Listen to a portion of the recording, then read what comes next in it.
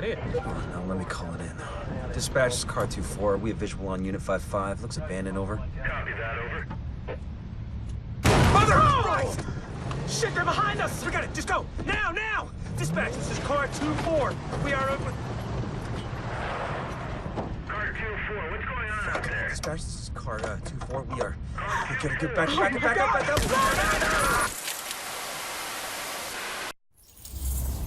They're still following us. Run!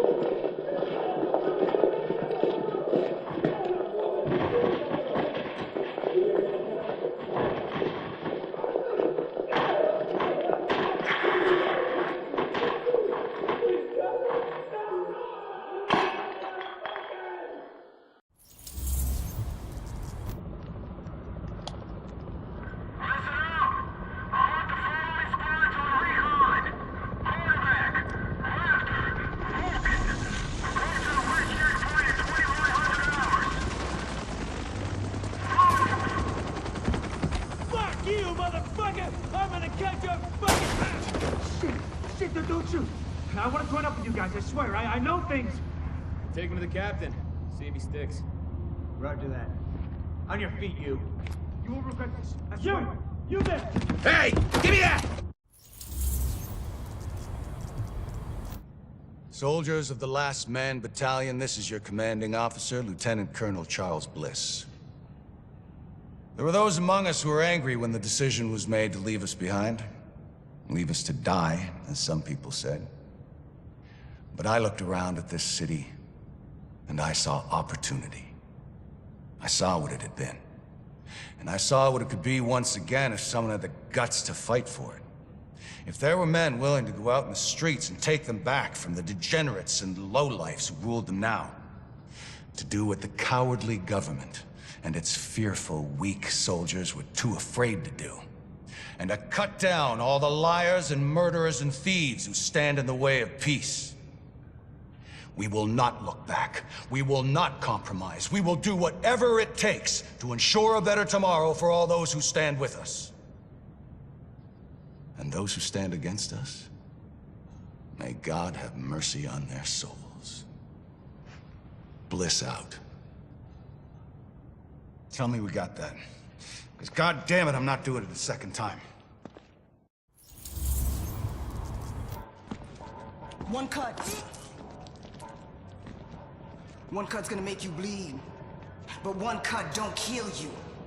One cut just makes a scar. We're gonna fucking fight him! A deeper cut We're gonna fucking fight him! We're gonna get him! makes you cry. But you can turn that cry into a roar, or you can turn it into a whimper. That's your choice. I can't See, you can choose to be a victim, no matter where you at. I can't take Top of the it. penthouse, in a prison cell, or even free. Roaming your own streets again. Complain about the cold, the rats. Complain about who's in charge. Some people want to stay the victim. They want to cry. I'll give you what you want. You want to be the victim? Well, I'll make you one. I'll make you one. Me? I'm gonna take what's mine. They say this disease is a tragedy. They say it's the end of the world. Oh, yeah. This disease is our teacher. Teaching the uniforms that they done. Teaching us to rise up. They taken from us long enough. Now we take from them.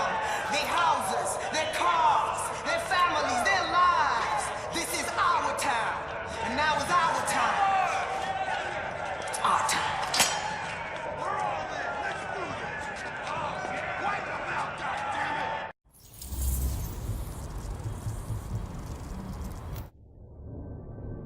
Samples of the original green poison pathogen, the ones we recovered off the currency used as a primary transmission vector, let us take a closer look at the virus's basic genome. What I found was clear evidence the bug had been manufactured. There's genetic material there from a half-dozen other pathogens, bolted onto smallpox to make a more efficient killing machine.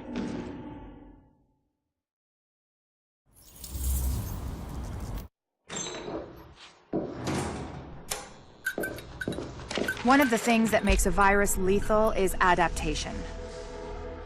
Rapid mutation makes it harder for antibodies to identify and drugs to kill.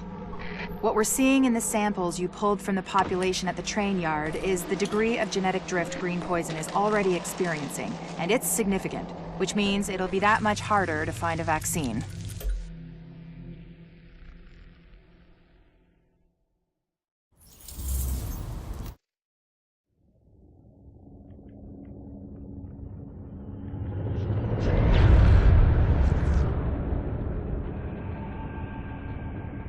What you're looking at is the smallpox virus. It normally takes 1 to 2 weeks for it to incubate in a host, and it's not contagious while it's doing so. Looking at Amherst's notes, it's clear he wanted to change that, to make green poison infectious while it developed, and to speed up that incubation process to make it spread faster. In English, it's more contagious and it reproduces faster. And that's bad.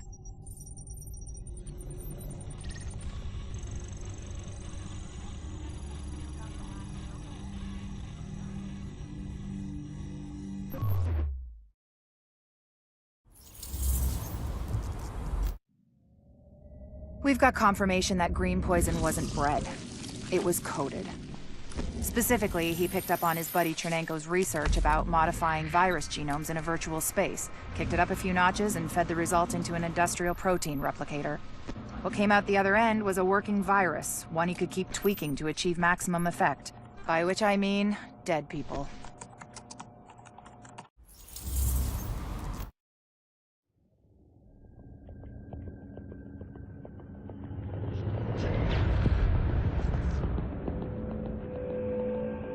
What you're looking at is the smallpox virus, one of the deadliest pathogens on the planet. For centuries, it did a wonderful job of helping keep the human population in check. But times change, and sometimes Mother Nature needs a hand in improving her creations. Like, say, speeding them up a little bit, making them contagious when they should be quietly incubating in a host, or making them more lethal.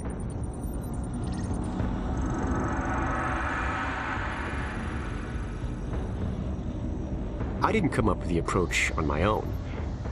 My friend Vitaly is one of the pioneers in the field, and the idea has been around for years.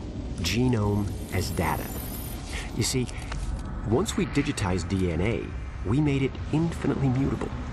We could do 1,000 virtual variations in the time it used to take to grow a 1 lab-grade generation of pathogens.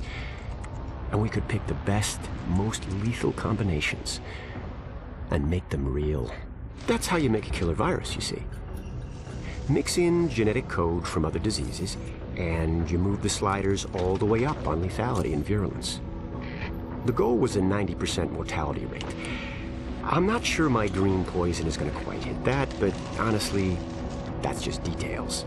As long as most of humanity goes, the Earth stands a fighting chance. Technically, technology is what's killing the planet. But that's not really the case. It's the greed that drives the technology. But a funny thing happened on the way to $100 genome maps and 3D printed plastic toys. Someone figured out those technologies could be repurposed, modified for the greater good. Me. Now, my virus is going to do what nature's always done. Decide who lives and who dies. And if nature decides I die, then I die. If nothing else, I'll have a lot of company. Natural selection at its finest. Helped along by a little unnatural genetic manipulation. It's all data, really. Life's just a method of processing it. The same way I processed the smallpox genome on my laptop. And who's to say that wasn't the plan all along?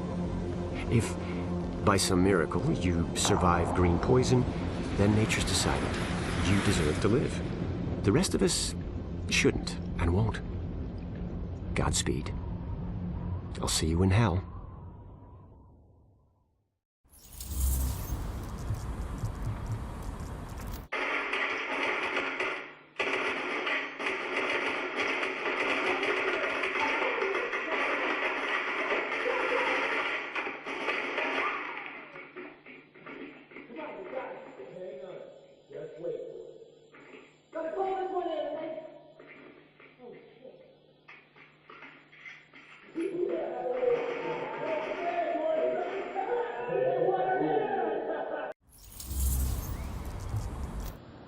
Can't believe the bullshit that went down in the dark zone at the end there. I know.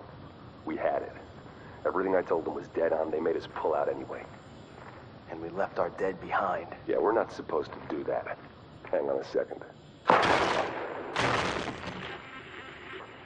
But we don't leave people behind.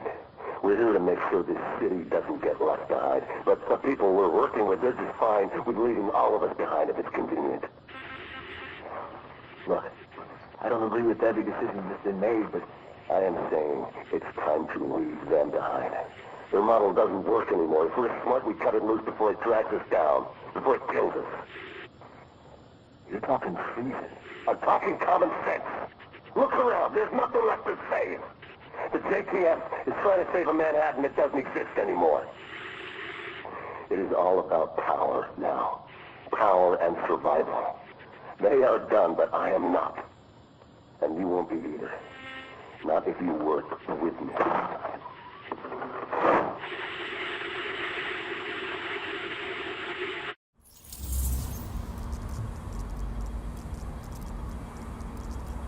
I think we need to modify the terms of our agreement. Why, Colonel? It seems to be working perfectly well so far. You get the support of my people and their gear with field intel you couldn't dream of 6 weeks ago.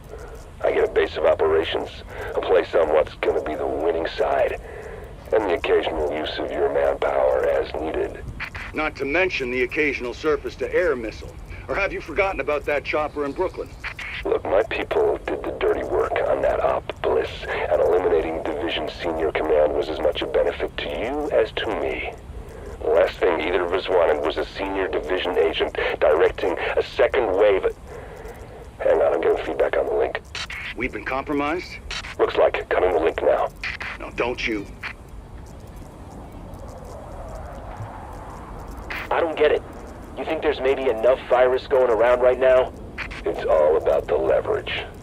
If I've got my hands on the dollar flu starter kit, this green poison that someone cooked up, then certain people are going to be a lot more reluctant to take a run at me.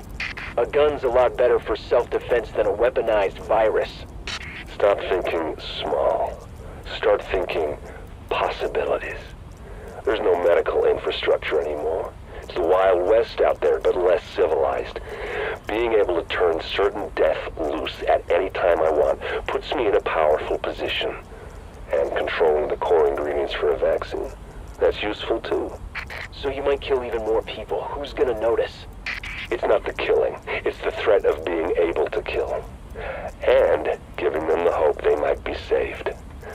The way things are breaking down out there, all these different groups carving their own territories out of what used to be civilization, it only makes sense to have an ace in the hole.